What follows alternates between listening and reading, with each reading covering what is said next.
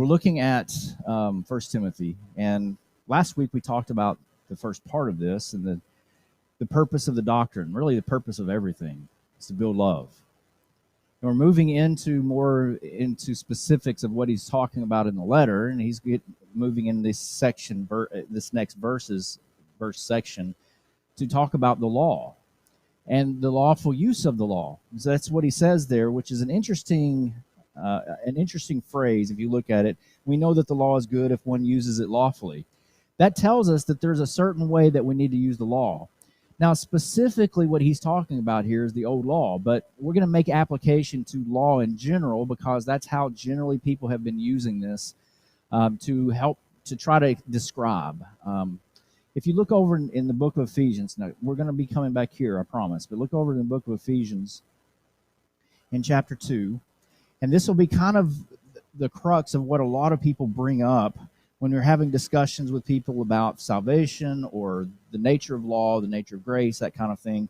They'll bring up verses 8 and 9, and they'll say, "For by grace you have been saved through faith, and that not of yourselves, it is a gift of God, not of works, lest anyone should boast." Because we should not be trying to work our way to heaven. This is something then that we're saved by God's grace. And the improper use then of law is to try to obey it so that you can be saved. Now, that's a general idea that we're running into in the religious world around us, and it's one that's very firmly held in most of the denominational realm. In fact, I would say the vast majority of the denominations believe that about the law and about grace, and how that if you try, in fact, we've had this discussion several times out at the creamery, that if you try to do anything in order to obey God, then you are actually trying to work your way to heaven. And we've actually talked through that, and the people that were there have generally come around to, the ones that are regulars, have come around to the idea that, okay, it is okay to obey God. They still haven't figured out how that works with grace and faith, but they're making baby steps, as we might say. And sometimes, even in the church, we get confused because there are some weird things that, weird in the sense of how we see things, how the Bible describes them, and sometimes it's difficult for us to know how grace and faith and works and all these things that relate to one another actually work. Now, if you look at what he's saying here, he tells us then that the law is not made for a righteous person in verse 9, back in 1 Timothy, chapter 1. The law isn't made for a righteous person, but it was made for the lawless. And then he gives a whole list of things, of people that, activities that people could be involved in, right? So notice what he's saying. The law isn't made for the righteous. And we have to understand that because there's a lot of people who believe that that means that we're not under any law at all. That's not his point. The point of it is the law had a specific function, right? And when we understand the function of the law, then we can understand this a little more clearly about what he's talking about here. So that's what we're going to think about first. First of all, the law was never meant to save anyone. And that's a very important point that we need to make sure and understand. When I studied through Romans, this was really tough for me. I mean, I'd grown up listening to sermons, but when I actually got into Romans at Brown Trail, I had a really tough time trying to figure out how to make everything work. It's not that I didn't understand. It's how does it work together? And these are difficult topics, but this is something that really hit me, and it really made me think, and it helped me. So I'm hoping that if it's a little confusing for you tonight, that you'll go home and think about it. And it may be when I have the next statements coming up that it won't be any problem at all. But it was for me. And because it was such a problem, it made me really dig in and think about it. But once I got it, I was like, oh, I get it now. The only thing that the Bible does, the old law does, or really law in general, is that it reveals violations. That's the only thing it does. It tells you whether or not you have sinned. If you're a perfect person and you're looking at law, the only thing it does is tell you that you're perfect. If you've sinned at all one time, you're looking at the law, any law, then what happens is you see, I've violated the law. That's the only thing that law can do. It can't save anyone. The only thing it was designed to do was to tell us what was right and wrong. And by doing that, it makes judgments. We talked about that in Bible class this morning, 2 Corinthians chapter 3, how that the law of Moses was considered to be a law of death. And that was the reason for that was because no one could obey it perfectly except Jesus. And so for everyone else, it was just death, because it revealed to us how we violated God's laws. But also related to that, we need to recognize that if there are no violations, then there's no reason to be saved. I had in this Romans class, one of the questions that was asked, it really made me think, was, are babies saved? And I was like, well, of course. If a baby dies, it's going to heaven. I said, no, that's not the question. Are babies saved? And whenever I kept arguing, right, the teacher said, what do they have to be saved from? Salvation implies that they're lost and that someone takes them away from that, so they're saved from that. Babies have never been in a position of being saved. The reason is because there's no violation of the law. So anytime you're living the law in accordance with what God says, you are always safe, but you're not saved by that. You're safe because you haven't done anything wrong that the law would tell you that you're wrong in doing. But you're safe because, that's why you're safe, but you're not saved by that. You're not saved because you can look at this and say, I've obeyed everything perfectly. Now, let's suppose that we have our sins forgiven, and I've mentioned this before, but we have our sins forgiven, and we, from now on until the rest of our lives, maybe it's tomorrow, we die, we live perfectly. Does that mean that the law saves us because we're trying to obey it? Absolutely not. What are we going to be saved from anyway? Because if we're righteous with God and we're doing what God says to do, there's no salvation needed, right? Now, that's a very important idea, because whenever we think about that, we think, well, I'm saved because I'm obeying the law of God. No, I might be safe because I haven't violated anything, but obeying the law doesn't actually save me. If I'm going to be saved from my sins, Ephesians chapter 2, verses 8 and 9 tells me the only way that's going to happen is by the grace of God. Now, there is by grace, and it's because of God, the faith that we put into God, and it does relate to the things that we do. And so I'm not suggesting that it has nothing to do with our works, but I want you to understand the nature of law is not to redeem anyone of anything, and it never has been that way. Even in the old law, it never was that way. The law of Moses was to bring us to Jesus. Galatians chapter 3 and verse 24. Now, that's the point of the law of Moses. It was to bring about the Christ. It was to actually part of the process of setting up the world so that the world would be ready for the Christ, but also to bring in the Christ so that we can understand who he was by the lessons that were learned about the law. We understand from the prophecies and things like this, and also to understand what he was teaching us because they were based on those things, but also so that we could understand the need that we had for Jesus and the forgiveness that comes through him. This is an important part that we understand. He is never meant to save anyone. Now, there is a sense in which obedience can become what, quote unquote, law keeping. All right. Now, this is what we're accused of by many people outside the church. They look at us and they say, you're just trying to be law keepers, and so you're lost. There is a sense in which we could be, any person could be what I would call, quote unquote, a law keeper, in the sense of trying to save ourselves by being perfectly obedient to the law of God. Now, that's a problem. If we are trying to save ourselves by being perfect to what God said to do, we're negating the sacrifice of Jesus. If I can live perfectly from here on to the rest of my life, or I live my entire life perfectly, then I don't need the blood of Jesus. But I can't do that, and that's the point. And so if we're trying to save ourselves by quote unquote law keeping, which is what we're generally accused of doing, then we need to understand what that means. And I think as we go through, you'll understand a little bit more, hopefully. But this is a contrast. There's a line between earning salvation and trusting God to save you. There's a line. There's a line in between those two things. And sometimes that line gets blurry. Sometimes we don't really know where the line is. But there is a difference between trying to do things to earn my salvation and doing things because I trust God to save me. Those are two different ideas.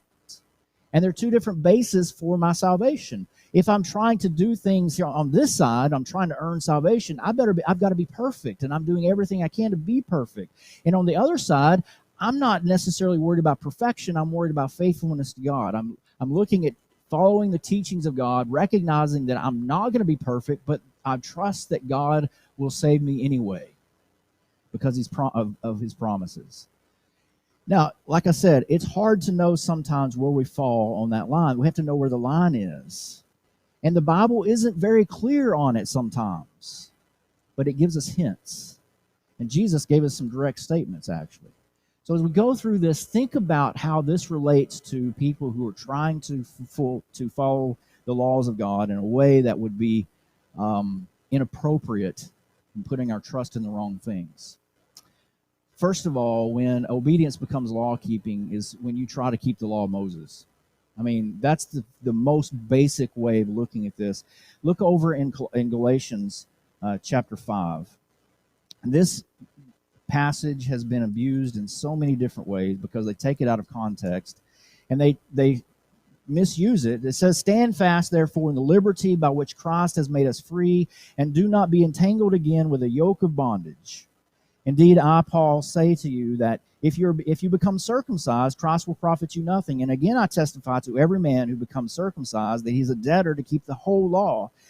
If you have become estranged from Christ, you who attempt to be justified by law, you have fallen from grace. For we, through the Spirit, eagerly wait for the hope of righteousness by faith."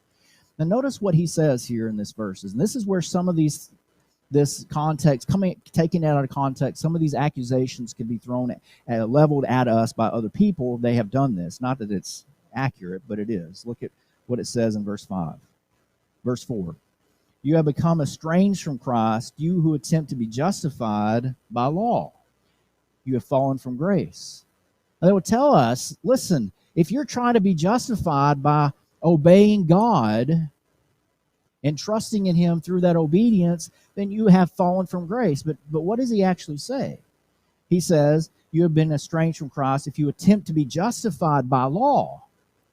Now, what law is he actually talking about in this book? He's not talking about law in general. He's talking about the old law. And in fact, the whole chapter before that, he gives a great analogy between the old law and the new law and why we don't have anything to do with the old law anymore. And then we come into chapter 5 and he says, "Stand fast in the liberty that has been given to you. You've been freed from that old law. You don't have to obey that old law. So stand fast in the liberty that you have." So in the context, he says in verse 4, if you're trying to be justified by the law of Moses, you have fallen from grace. The easiest way to be, quote unquote, law-keeping in a bad way would be to try to follow the law of Moses. And it's extremely ironic that the denominational world right now, and I'm not trying to be pessimistic or speak evil or speak about other people, but I'm saying there's a big push in the denominational world today to incorporate more and more of the Old Testament practices into their worship and things that they do. I'm seeing it more and more people doing this kind of stuff. It's very ironic, and we get accused of being quote-unquote law keepers, and they're literally doing what Paul said, if you do this, you have abandoned Christ, trying to be justified by the law of Moses. It can't happen. So that's the first hint, and that's one of the most direct ones. So when obedience becomes law-keeping, quote-unquote, you try to keep the law of Moses. Here's another one. You create your own laws while claiming to follow God's. I turned that off, didn't I? Galatians chapter 4, verses 10 and 11. Look at what he says here. "You observe days and months and seasons and years. I am afraid for you, lest I have labored for you in vain." Now, that is very clearly saying that they have invented things that God never talked about or never told them to do. They have invented these things that they follow, and it is related to the law of Moses in context, yes. But it's not following all of the law necessarily. It's just putting these things here and there. I'm observing these days and months and weeks and years. All the things that he says that they're observing, days and months and seasons and years. And he says, I'm scared that I've labored for you in vain. So what they've done is they've created their own laws while claiming to follow God's. If you take from the Old Testament and say, I'm following God's law today, that's wrong. You're not following God's law because God's law has changed. What you're doing is following something else that used to be in place. It's amazing how many people take so much out of context. And they'll tell you that it's okay to do these things because God wants us to do them. We have to look at not only what he says, but also remember one important fact. And this is one of the most important ideas in trying to understand the Bible. There is not one passage of Scripture that was written to any single person in here. Everything that was written to specific audiences 2,000 or more years ago. And when we take that and we just say, I like that, I'm going to do this in my life, we have to be sure of who he's talking to, what covenant they were under, why he was saying it. All kinds of things have to come into play. We can't just pick and choose. Someone once said, if you look at Genesis chapter 6, God told Noah to go build an ark. And let's suppose it starts raining really hard for about 30, 40 days. Do you think maybe somebody might run into that and go, maybe I should have built a boat myself? It's possible they would say that, but did God ever tell anyone else to do it? No. But it's easy for us to see it there and say, I need to build a boat. Now, if you build a boat, that's great. You're not going to use it. God's wasn't going to flood the earth anymore. All right, so when you're doing it the wrong way if you create your own laws while claiming to follow God's laws. Another thing that we do, how did it jump that far? Wow, how far back do I have to go? There we go. You bind burdens on others God never commanded. We're going to spend most of our time in Matthew chapter 23. And when I was thinking about this, I thought, who is a better example of someone who was trying to be saved by their perfect obedience than the Pharisees and the Sadducees of the first century? They stand out as a perfect example of what not to do. So if we find, and we've, hey, I don't know if you've heard it or not, but we've been called Pharisees by a lot of people because we're trying to do what God says. So let's think about what he says. Here's an interesting fact that I think nobody has really outside of the church has really considered about the Pharisees and the Sadducees, by the way. Do you know that Jesus never one time condemned the Pharisees and the Sadducees for doing something right? He never condemned them for following the law. He never said anything against them because they were trying their best to do something that God wanted them to do.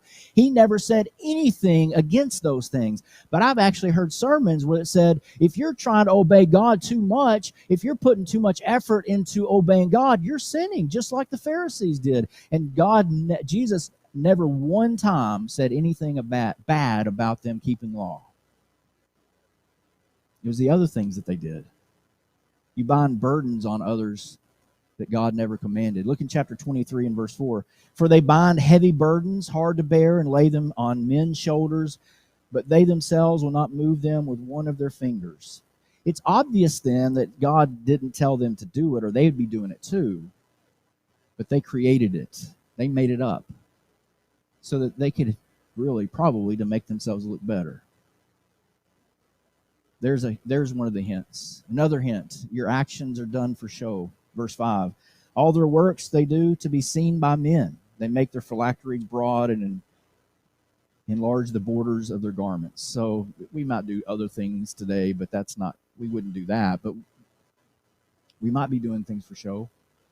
And Jesus said in Matthew chapter 6, if you pray so that all the people can hear you, or what are the other things that you're giving alms so that everyone knows about it, you're fasting so that everyone knows. He says, you've already received your reward. They've already received their reward. Their reward was the applause of men. That's what they were looking for, and that's what they got. That's not what's going to help anyone, save anyone. Verse 12, you have very little humility. Whoever exalts himself will be humbled. He who humbles himself will be exalted. That was a direct statement against the Pharisees and the Sadducees. These are the ones who wanted the chief seats, and they would fight each other to see who gets set in the best seats. These are the ones who loved to be greeted in the marketplaces. They wanted to be seen.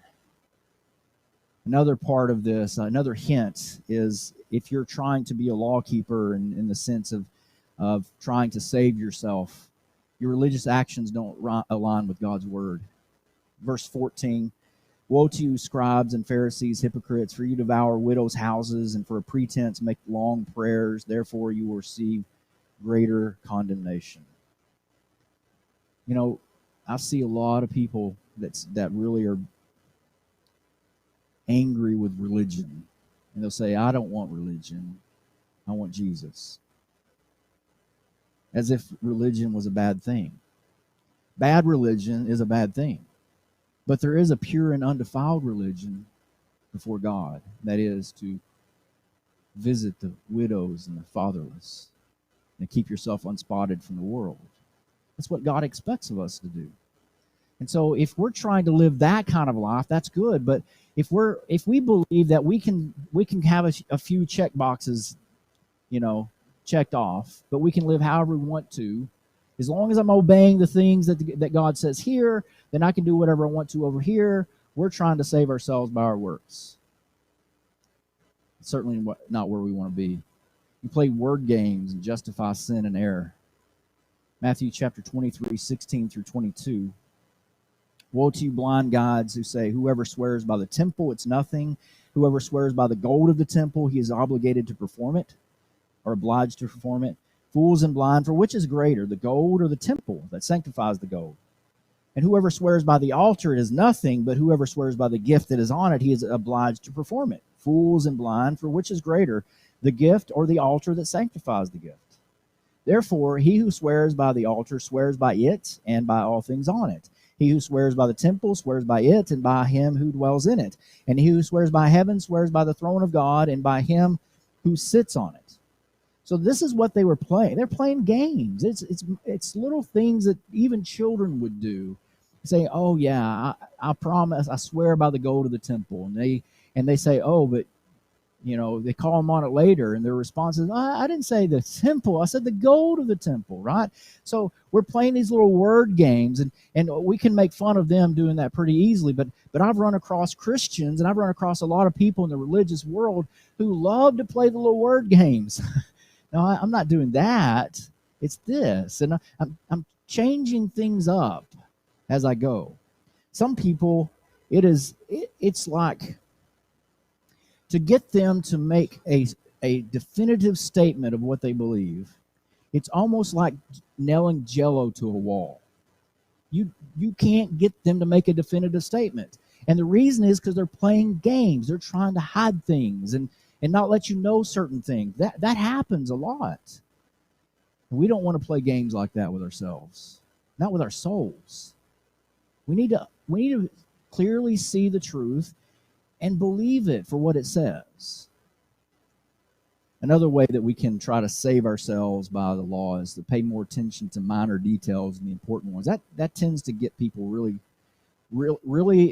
involved with that kind of thing. It's easier for us to get involved in the nitpicky things, because if I'm trying to make sure that I'm going to go to heaven by being perfect, by trusting in my ability to be perfect, then I've got to pay attention to all the small details, because if I miss those, I'm not going to make it.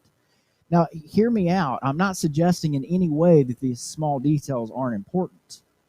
But look what he said in Matthew chapter 23 and verse 23 and 24. It says, woe to you, scribes and Pharisees, hypocrites! You pay tithe of mint and anise and cumin, and have neglected the weightier matters of the law, justice and mercy and faith.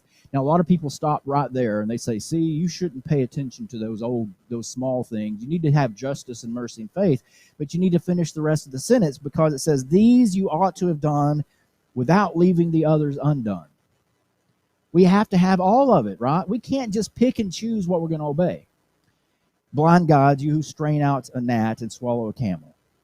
But the hint here for us to see is if we are the kind of people that majors in the minors, and that's all we worry about, we don't worry about the bigger things, it's probably because we're so worried about the small things that we're afraid we're going to get tripped up and not go to heaven. That we feel like we've got to save ourselves by being perfect. That doesn't work. You're not going to be perfect. And you're going to get tripped up. That's how life is. And that's the nature of the law. It will show us everything that we've done wrong. And, it's easy for us to kind of gloss over right now. We put on the nice clothes and we present ourselves, put our best foot forward. There's a day coming when we're going to be judged by God and we're going to be naked. I don't mean literally, I guess it would be too then, but I mean we're going to see ourselves maybe for the first time in all of its mess. And some people it will be for the first time because they've never even taken the time to look at themselves honestly. I hope that's none of us. But if you think that your obsession is the minor details, look at your heart. It could be that your emphasis is in the wrong place. Another one, the word doesn't change your heart. It only changes what people see. Verses 25 and 26. Woe to you, scribes and Pharisees, hypocrites! You cleanse the outside of the cup and dish, but inside they're full of extortion and self-indulgence. Blind Pharisee, first cleanse the inside of the cup and dish, that the outside of them may be clean also. This one is very important that we recognize. As I said recently, that we always put our best foot forward. There's nothing wrong with that. But if we're putting our best foot forward and it doesn't reflect what's going on the inside, there's a problem. We've all known of families that once things open up and you can see inside behind the door, there's a lot of things that went on that no one had a clue about, right? We've all known those. And to a degree, all of our families are that way. There are things that we don't want everyone to know, some of the things that happens in our family, but that's a very important idea when it comes to this project we're talking about today of the law keeping. If it's more important for you to make sure no one sees the bad things, what are you doing? You're just trying to present something. And you're hoping that you have flaws, but if you're trying to present the best and hopefully then everyone would be fooled and maybe even God would be fooled, but I promise you he's not. The law will reveal, it will show you what you've done. It will show him exactly how you've lived. We kind of fool ourselves into thinking that, yeah, I can be obedient in those things that people see me do and not have to worry about the rest of it. It's trying to save yourself by obeying part of the law. So let's talk about the opposite of that. When is obedience not law keeping? Because that's one of the things that they say to us, and sometimes it can even cause us to doubt ourselves, because they will say, well, you're just trying to keep law. You're just trying to save yourself by obeying God. How do you answer that? You say, yeah, you bet. But I'm not trying to do it by being perfect. I'm not trying to be a quote-unquote a law keeper. I'm trying to obey God. Now, that's a very important part to think about this. Look at the fact that God has always expected obedience. When God says something, he expects for us to obey it. It's always that way. And not only are we supposed to obey it, if he tells us the motives that we're supposed to have when we obey it, we're also supposed to have the motives that he says to obey it. And then we trust in God because he's made great and precious promises to us so that we can be saved. The promises of God and the grace of God that's been poured out to us, that is what saves us. But we can't have access to that unless we are obeying God from the heart, doing it exactly why he told us to do those things. And anytime we find ourselves saying, well, I'm going to obey this or this, but not that, then we're in trouble. Small or big, we never want to intentionally do what's wrong. We're doing the best that we can, right? And that's all we can do. Here's an example, and that would be Joshua chapter 6, verses 2 through 5. I want you to turn over there with me because It's important to recognize what happens here and how it relates to the gifts of God. Joshua chapter 6, this is when they're going in to take Canaan, and Joshua's been made ruler because Moses is dead. That's from chapter 1. In verses 2 through 5, it says, make sure I got the right chapter. The Lord said to Joshua, "See, I have given Jericho into your hand, its king and the mighty men of valor. You shall march around the city, all you men of valor. You shall go all around the city once. This you shall do 6 days. And the 7 priests shall bear 7 trumpets of ram's horns in the ark." And so, anyway, he gives them all this information. I want you to notice that it says that the wall of the city would fall down flat. In verse 2, he says, "I have given Jericho into your hand." This is a gift that you have right now. It is yours. But I wonder what would have happened, Joshua 6 and verse 20, when the people shouted, the priest blew the trumpet, and it happened when the people heard the sound of the trumpets, the people shouted with a great shout, the walls fell down flat. I wonder if when God gave that to them, if the people didn't do what he told them to do, if the walls would have fallen down at all. I don't have to wonder very much. It wouldn't have happened. It was a gift that was given to them. They didn't do anything could you imagine? What in the world did they do to make those walls fall down? They marched around it. Do you think that they were so heavy that they caused an earthquake? That's not what happened. God knocked the walls down, and they had the ability to go in and take the city as God gave it to them. They still had to go in and do a lot of work, and they had to go kill a lot of people. And they didn't have guns. They went in there, and this is what they did. They walked up a hill and hacked everybody they saw to pieces. That took some work. So they say you can't receive the gift of God if you do something to get it. Joshua did, and so many other places we could look at that. What would have happened if they didn't do anything? Here's the point I want you to see tonight. How many blessings have people missed because they didn't obey God? They were expecting him to simply hand over his blessings without participation. This is what we're seeing in the world around us. They're saying all you got to do is lift up your hand, say a prayer. God will give you everything you ever wanted. You don't have to do anything for it. In fact, if you do something for it, you're going to be lost. Don't do anything for it. Just accept it. That's not what the Bible teaches at all. And there's a lot of people being deceived because of that. In fact, obedience is never called sin or works of salvation. Obedience is always called faithfulness. You are not cheating yourself if you're obeying God. You're not harming anything. You're not taking away from God's promises or gifts if you're obeying God. You are faithful to God if you obey God. Don't let the world confuse you with that. I know some people have been. So the lawful use of the law is to understand what its function is, and then understand rightly what it means to obey God and why we obey God. We don't obey God because we think we can be perfect. We obey God because we want to receive the promises and the blessings that he gives to us. And in doing that, I'm obeying God out of full trust that he's going to do what he said he was going to do, in spite of the fact that I can't do it perfectly. He still can, and he's still there for us, and he'll still help us. And the great thing about that is we have this 1 John chapter 1, verses 7 through 9. As we go through life, there are things that we're going to do that are wrong. But as long as we're walking in the light, he is faithful and just to continue to forgive us. It will always be there. And that's how we can have that perfection that is necessary in obedience to God. Well, this evening, if you haven't had an opportunity to respond to the invitation and become a Christian, we're here for you. We want to help you do that. And if you are a Christian, you haven't been living the right way, it's time to make some changes. We don't want it to try to save ourselves, quote unquote, by law keeping. But I tell you what, if we live in contrast to what the law says, we're going to be condemned. We need to make some changes. If we can help you with that, please come as we stand and sing.